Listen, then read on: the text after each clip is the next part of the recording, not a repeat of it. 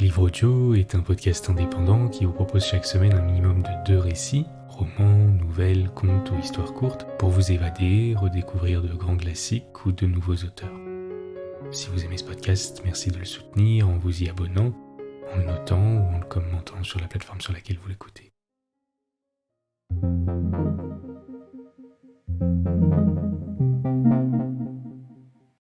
Arthur Conan Doyle, La chambre scellée, traduction de Louis Labat.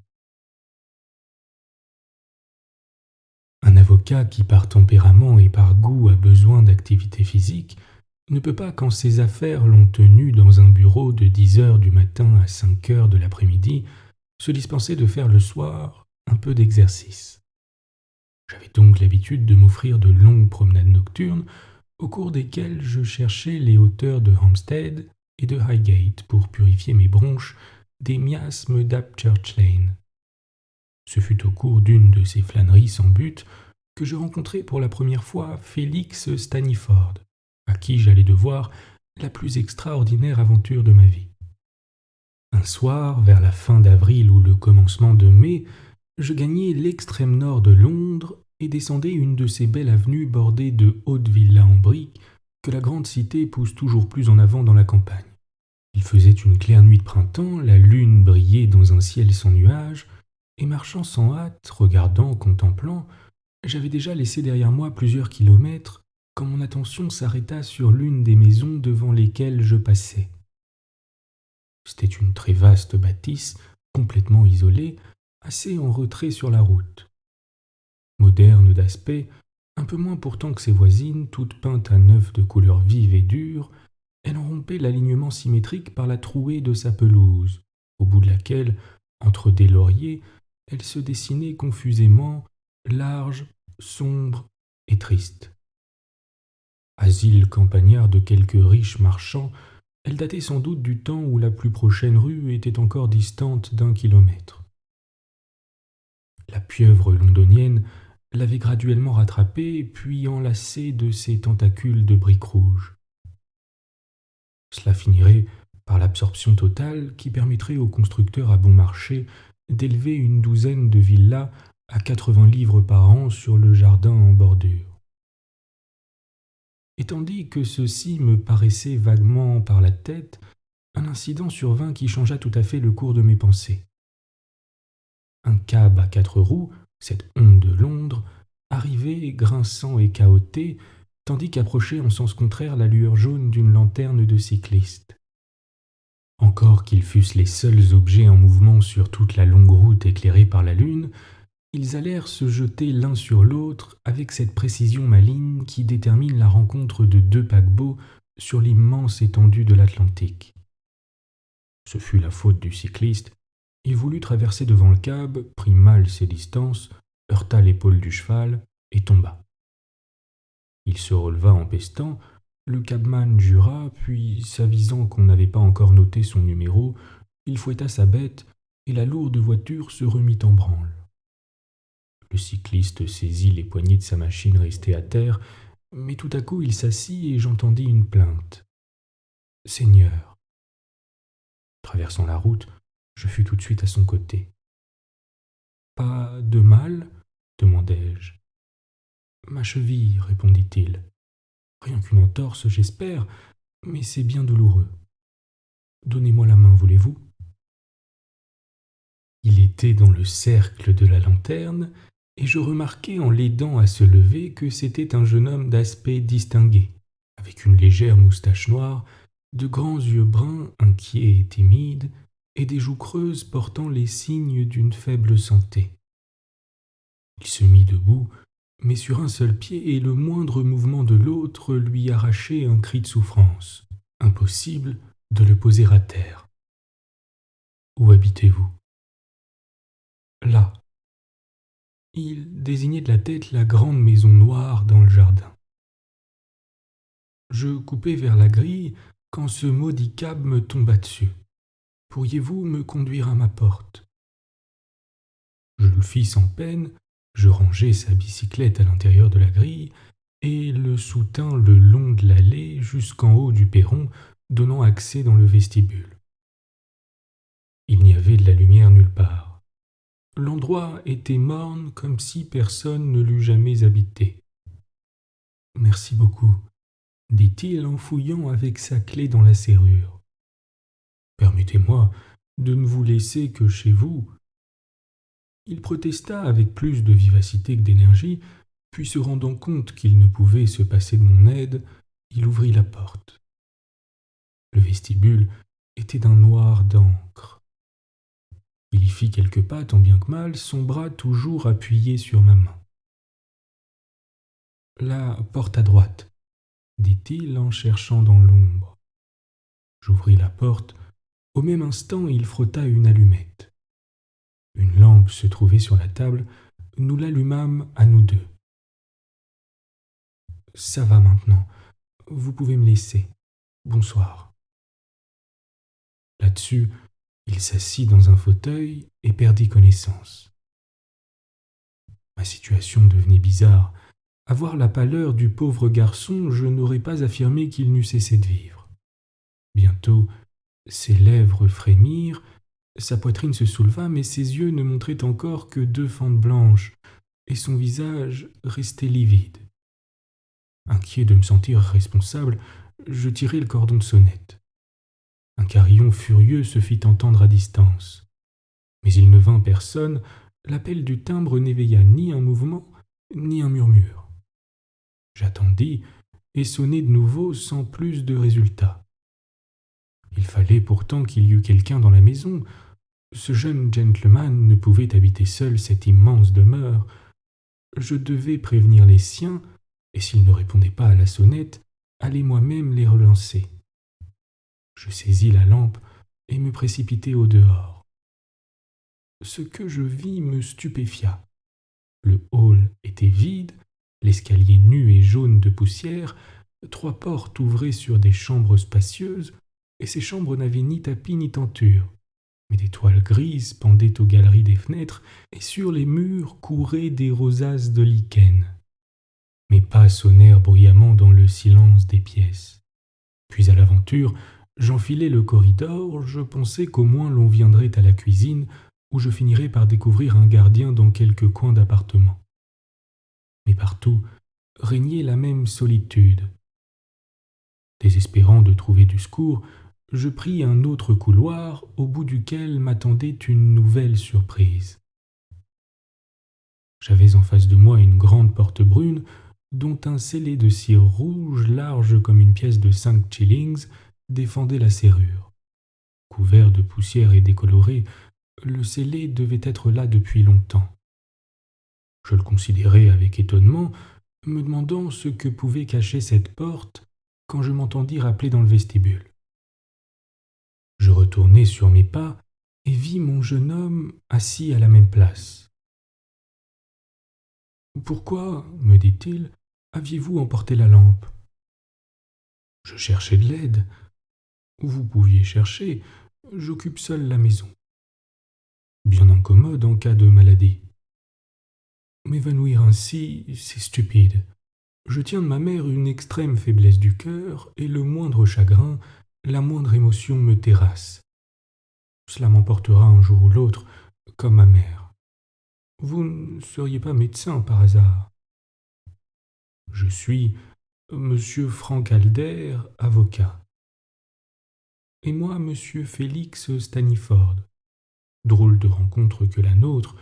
Mon ami Monsieur Perceval prétend justement que nous allons avoir besoin d'un homme d'affaires. Charmé, je vous assure. La chose dépend de mon ami. N'ai-je pas compris que vous aviez exploré tout le rez-de-chaussée avec la lampe ? Oui. Vous dites tout ? Insista mon interlocuteur, appuyant sur tout et m'observant d'un œil fixe. Il me semble, j'espérais rencontrer quelqu'un. Et, continua-t-il sans détourner le regard, vous êtes entré dans toutes les chambres, dans toutes celles où je pouvais entrer, ce qui signifie que vous avez remarqué, fit-il avec un haussement d'épaule en homme qui prend son parti d'une contrariété. Remarquez quoi ? La porte scellée.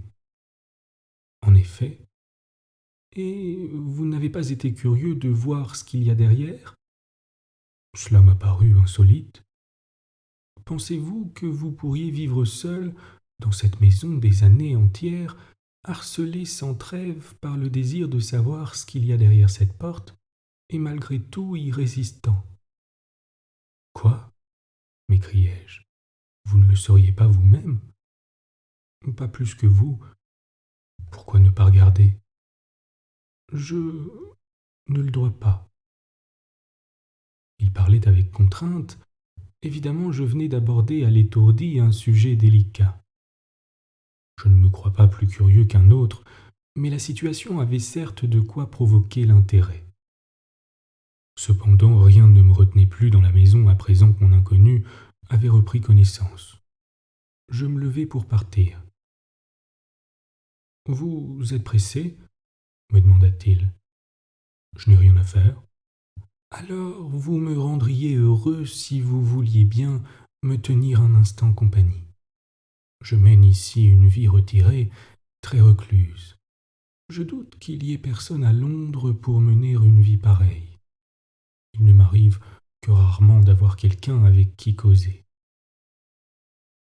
J'inspectai d'un regard la petite pièce pauvrement meublée, avec un fauteuil-lit dans un angle. Puis je pensai à la grande maison nue, à la sinistre porte que scellait un cachet fané de cire rouge.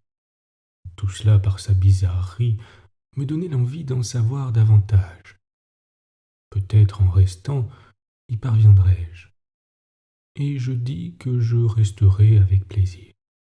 Vous trouverez les liqueurs et un siphon sur la table à côté.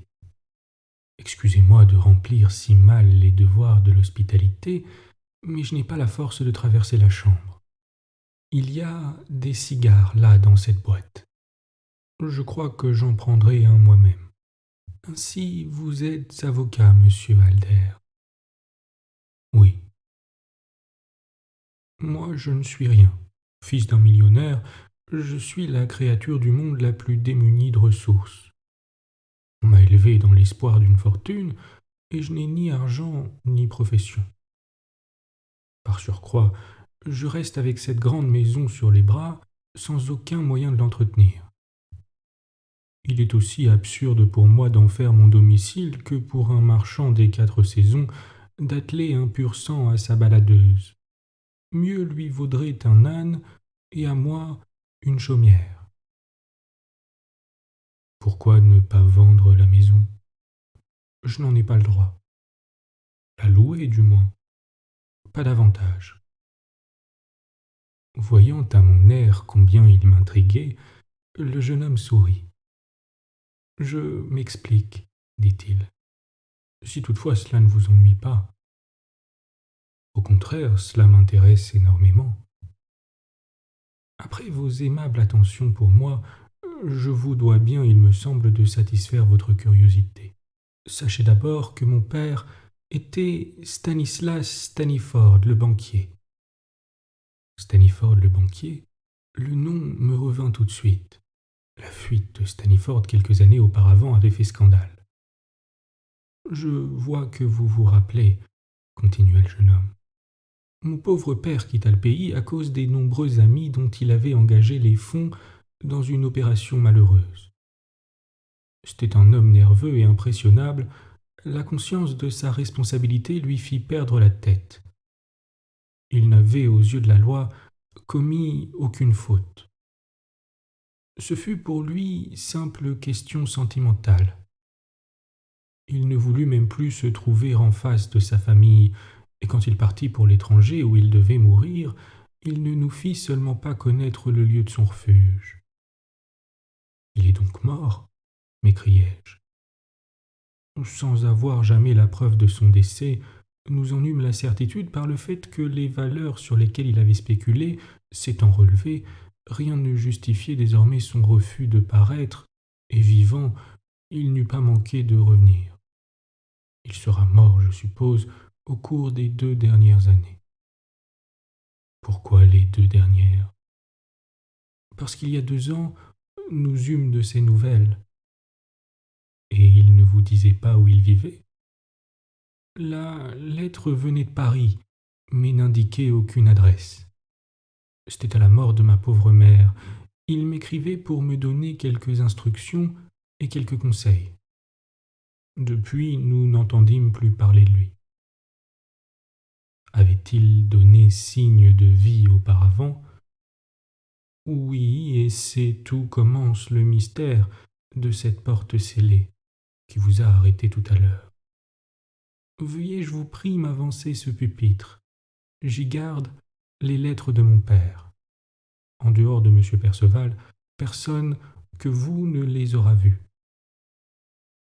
Puis-je vous demander qui est M. Perceval? C'était l'homme de confiance de mon père. Il resta l'ami et le conseiller de ma mère. Il reste mon guide et mon ami. Je ne sais pas ce que nous aurions fait sans Perceval. Lui seul connaît ses lettres. Voici la première. Elle arriva le jour même de la disparition de mon père, il y a 7 ans. Lisez-la vous-même. Je lus ce qui suit. Ma très chère femme, Sir William m'ayant dit combien vous aviez le cœur faible et le mal que pouvait vous causer la moindre émotion, je ne vous ai jamais parlé de mes affaires. Aujourd'hui, quoi qu'il doive arriver, je ne saurais plus vous cacher qu'elles ont pris une fâcheuse tournure. Ceci va m'obliger à vous quitter pour quelque temps. Mais j'ai l'assurance de vous revoir très vite. Vous-même, comptez-y absolument. Notre séparation sera brève. Ne vous laissez donc pas abattre ni dépérir, ma chérie. C'est le vœu le plus ardent que je forme. J'ai une recommandation à vous adresser, et par tout ce qui nous unit l'un à l'autre, je vous adjure de vous y conformer aussi scrupuleusement que possible. Il y a dans la chambre dont j'ai fait mon laboratoire photographique certains objets que je ne désire n'être vus de personne. Pour prévenir dans votre esprit tout équivoque, je vous affirme, ma chérie, que ce n'est rien dont j'ai à rougir. Néanmoins, je tiens à ce que ni vous ni Félix n'entriez dans cette chambre. Elle est fermée à clé. Je vous supplie de vouloir bien au reçu de cette lettre apposer un scellé sur la serrure et n'y plus penser. Ne vendez ni ne louez la maison. Dans l'un ou l'autre cas, on découvrirait mon secret. Aussi longtemps que vous ou Félix habiterez la maison, je sais que vous respecterez ma volonté. Quand Félix aura 21 ans, il pourra ouvrir la chambre, pas avant. Au revoir, la meilleure des femmes. Durant notre courte séparation, vous pourrez en toute occasion consulter M. Perceval. Il a mon entière confiance. Je me console d'avoir à vous laisser, même pour peu de temps, Félix et vous. Mais je n'ai pas le choix. Votre mari, qui vous aime et vous aimera toujours. Signé Stanislas Staniford. En vérité, s'excusa le jeune homme, je vous inflige là mes affaires de famille et dans ce qu'elles ont de plus intime. Ne les considérez qu'au point de vue professionnel. Il y a des années que je voulais m'en ouvrir à quelqu'un. Votre confiance m'honore, répondis-je, et les faits m'intéressent au plus haut point.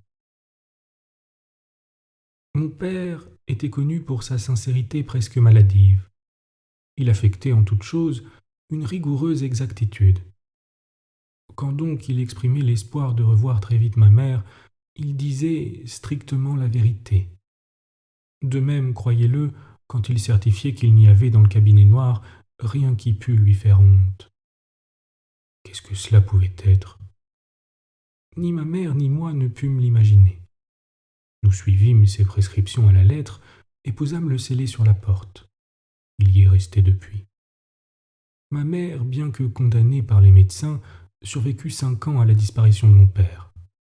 Elle avait le cœur très malade. Au cours des premiers mois, elle reçut de mon père 2 lettres timbrées de Paris, mais qui, je le répète, ne donnaient pas d'adresse. Toutes 2 étaient courtes et disaient la même chose. Elle le reverrait très vite et ne devait pas se chagriner. Puis il y eut un silence qui dura jusqu'à sa mort. Et alors m'arriva une lettre si particulière que je ne puis vous la montrer. Mon père me demandait de ne jamais mal le juger, Il me donnait beaucoup de bons avis. Il ajoutait que le scellé de la chambre avait maintenant moins d'importance que du vivant de ma mère, que cependant on pouvait encore, en le brisant, faire de la peine à autrui, et qu'en conséquence, il valait mieux attendre jusqu'à ma 21e année, ce délai devant aplanir bien des choses. En même temps, il me remettait la garde de la chambre scellée, et vous comprenez dès lors que, tout en étant très pauvre, je ne puisse ni louer ni vendre cette grande maison. Vous pouvez l'hypothéquer. Mon père l'avait déjà fait. C'est une position singulière. Ma mère et moi, nous nous vîmes forcés peu à peu de vendre nos meubles et de congédier nos domestiques. De sorte qu'aujourd'hui, comme vous le voyez, je vis tout seul dans cette pièce. Mais je n'ai plus que 2 mois à attendre. Que voulez-vous dire? Dans 2 mois, je serai majeur, je commencerai par ouvrir cette porte, puis je liquiderai la maison. Pourquoi votre père est-il resté à l'étranger quand il pouvait reprendre ses affaires? Il devait être mort. Vous disiez qu'au point de vue légal, il n'avait en partant aucune faute à se reprocher. Aucune. Pourquoi n'emmena-t-il pas votre mère? Je l'ignore. Pourquoi cacha-t-il son adresse? Je l'ignore. Pourquoi laissa-t-il mourir votre mère, et pourquoi la laissa-t-il enterrer sans revenir? Je l'ignore. Mon cher monsieur, si vous permettez que je vous parle avec la franchise d'un homme de métier, laissez-moi vous dire que très certainement votre père avait les meilleures raisons du monde pour ne pas rentrer dans son pays, et que si rien n'était prouvé contre lui, il craignait que quelque chose pût l'être puisqu'il refusait de se mettre à la disposition de la loi. C'est l'évidence même. Comment sans cela expliquer les faits? Mon raisonnement ne fut pas du goût du jeune homme. Monsieur Alder, répliqua-t-il froidement, vous n'avez pas eu l'avantage de connaître mon père. Je n'étais qu'un enfant quand il nous quitta, mais il restera toujours pour moi un modèle. Il n'eut d'autre tort qu'une délicatesse excessive et trop de désintéressement. Il avait un sentiment très aigu de l'honneur, et toute explication de son départ en contradiction avec ce fait est nécessairement fausse. Il me plut d'entendre ce garçon tenir un pareil langage, encore qu'il eût les apparences contre lui et fût mal placé pour se faire de la situation une idée impartiale. Je parle en homme qui juge du dehors, lui répondis-je. Mais j'habite loin, il faut que je me retire. Votre histoire m'a tellement intéressé que je vous saurai gré de m'en faire connaître la suite. Laissez-moi votre carte, dit-il, et lui ayant souhaité une bonne nuit, je le quittai. Je fus quelque temps sans entendre parler de l'affaire. J'arrivais presque à penser qu'elle resterait pour moi un de ces problèmes qui, échappant à la vérification directe, se résolvent par l'espoir ou le soupçon quand un après-midi, une carte au nom de M. J. H. Perceval me fut remise dans mes bureaux d'Apchurch Lane par un homme d'une 50aine d'années que le clerc venait d'introduire, et qui était un individu petit, sec, avec des yeux brillants. Je crois, monsieur, dit-il, que mon nom vous est connu par mon jeune ami monsieur Félix Staniford. En effet, répondis-je. Mon ami vous a parlé, autant que j'ai pu comprendre, des circonstances qui amenèrent la disparition de mon ancien patron, monsieur Stanislas Staniford, et la position d'un scellé sur une chambre de son ancien domicile. Parfaitement. Et vous avez manifesté de l'intérêt pour cette affaire. Un extrême intérêt. Vous savez que nous tenons de M. Staniford la permission d'ouvrir la chambre le jour où son fils aura 21 ans révolus. Je me le rappelle. C'est aujourd'hui que le jeune homme accomplit ses 21 ans. Et vous avez ouvert la porte, m'enquis-je avec vivacité. Pas encore, monsieur, me répondit Perceval. J'ai lieu de croire qu'il vaudrait mieux que l'opération eût des témoins. Vous êtes homme de loi, au courant des faits. pouvons-nous compter sur votre présence? Sans aucun doute. Vous avez vos journées prises, moi de même. Voulez-vous que nous nous retrouvions là-bas ce soir à 9 heures? Avec plaisir. Nous vous attendrons. Au revoir. Il s'inclina cérémonieusement et sortit. En me rendant le soir à mon rendez-vous, je me travaillais en vain à imaginer une explication plausible du mystère que nous allions éclaircir. Mon jeune ami, avec M. Perceval, m'attendait dans sa chambre. Sa pâleur et sa nervosité n'étaient pas pour me surprendre. Mais ce qui m'étonna, ce fut de trouver le sec petit homme dans un état d'excitation qu'il dominait à peine. Il avait le sang aux joues, les mains fébriles, et il ne tenait pas en place.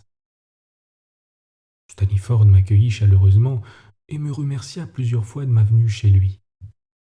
« Et maintenant, Perceval, dit-il à son compagnon, je suppose qu'il n'y a plus aucun motif de tarder davantage. J'ai hâte d'en finir. » L'employé de banque ayant pris la lampe nous montra le chemin. Mais dans le corridor, il s'arrêta. Sa main tremblante faisait sur les grands murs nus danser la lumière.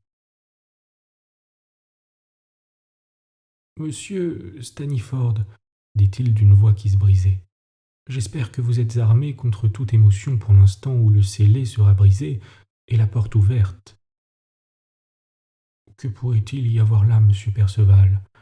Vous voulez me faire peur? » »« Non, monsieur Staniforth. Je veux simplement vous avertir d'être prêt, de ne pas vous laisser... » Il devait, entre chaque mot, humecter ses lèvres sèches. Je me rendis compte tout d'un coup, aussi nettement que s'il me l'eût dit, qu'il savait ce qu'il y avait derrière cette porte, et que c'était quelque chose de terrible. « Voici les clés, monsieur Staniforth. N'oubliez pas mon avertissement. » Il tenait un trousseau de clés. Le jeune homme s'en saisit avidement, puis introduisant un couteau sous le scellé décoloré, il rompit la cire. La lampe vacillait et crépitait aux mains de Perceval.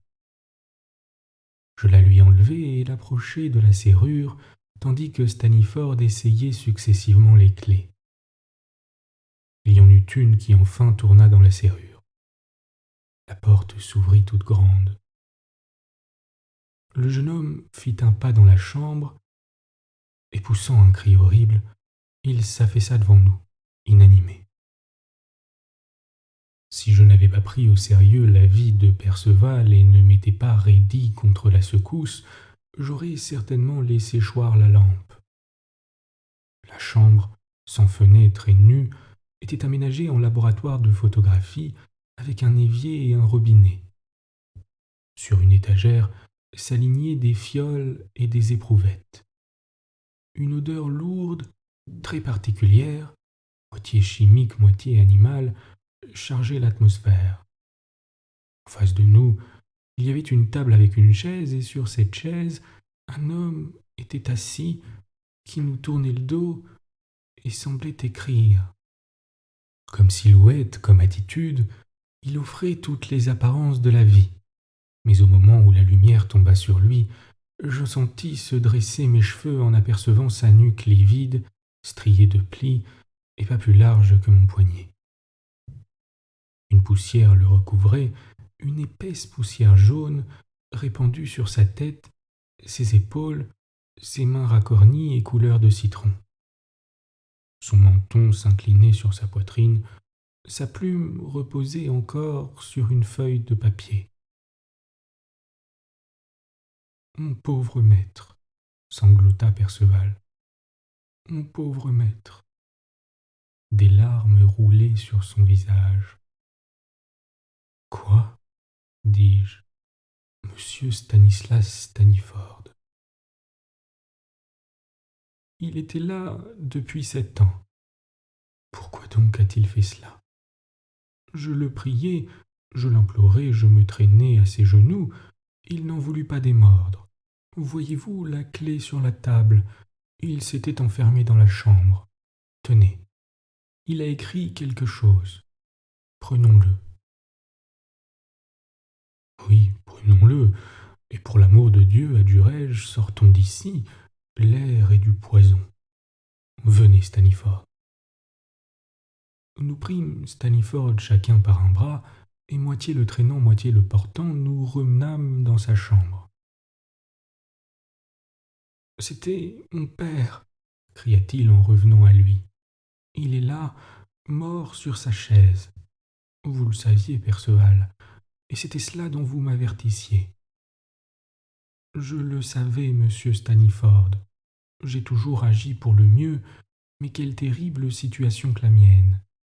Depuis 7 ans entiers, je sais que votre père est mort dans cette chambre. Et vous ne l'avez jamais dit. Ne me blâmez pas, monsieur Staniford. Soyez indulgent pour un homme qui avait à remplir une bien cruelle tâche. La tête me tourne, je ne saisis pas. Péniblement, Staniford se souleva, cherchant la bouteille de brandy.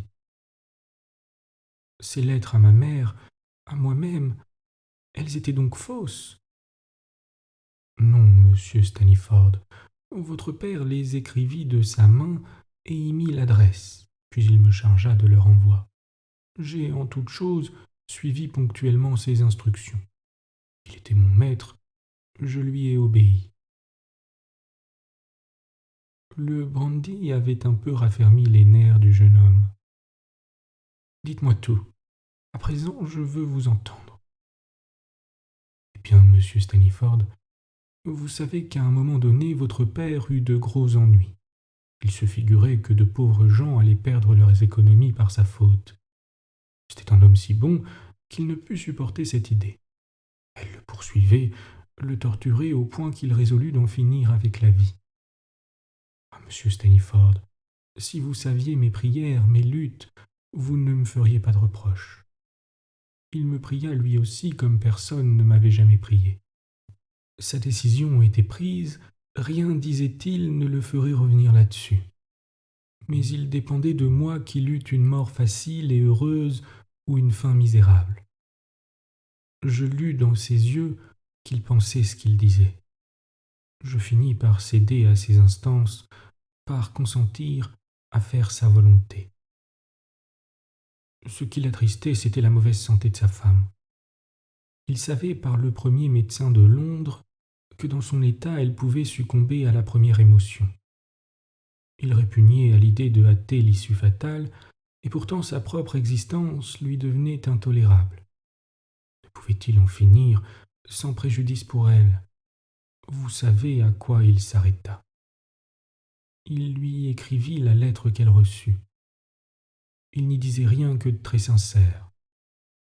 Quand il parlait de la revoir très vite, il croyait qu'elle ne devait pas tarder à le rejoindre et lui accorder au plus un délai de quelques mois. Sa conviction à cet égard était telle qu'il ne me laissa que 2 lettres à lui envoyer quand il serait mort. Et comme elle vécut encore 5 ans, je me trouvai à court de lettres. Ils m'ont laissé une 3e à votre adresse pour le jour où vous perdriez votre mère. Je les fis toutes expédier de Paris, afin qu'on supposât qu'il résidait à l'étranger. Il m'avait demandé de ne rien dire, je n'ai rien dit. Je me suis conduit en fidèle serviteur. Sans doute pensait-il que 7 ans après sa mort, il aurait un peu regagné dans l'estime de ses amis survivants, car toujours il se préoccupait des autres. Il y eut un silence que rompit le jeune Staniford. « Je n'ai pas de reproche à vous faire, Perceval. Vous avez épargné à ma mère un coup dont elle serait morte. Qu'est-ce que ce papier ? C'est le dernier écrit de votre père, monsieur. Vous le lirai-je ? Faites. J'ai pris le poison. Je le sens déjà dans mes veines. Sensation étrange, mais pas douloureuse. Quand on lira ces lignes, je serai, si l'on respecte mon désir, mort depuis quelques années. aucun de ceux qui auront perdu de l'argent par ma faute ne m'en gardera plus de rancune. Et vous, Félix, vous me pardonnerez ce scandale. Puisse Dieu accorder le repos à une âme lasse. D'une seule voix, nous ajoutâmes. Ainsi soit-il.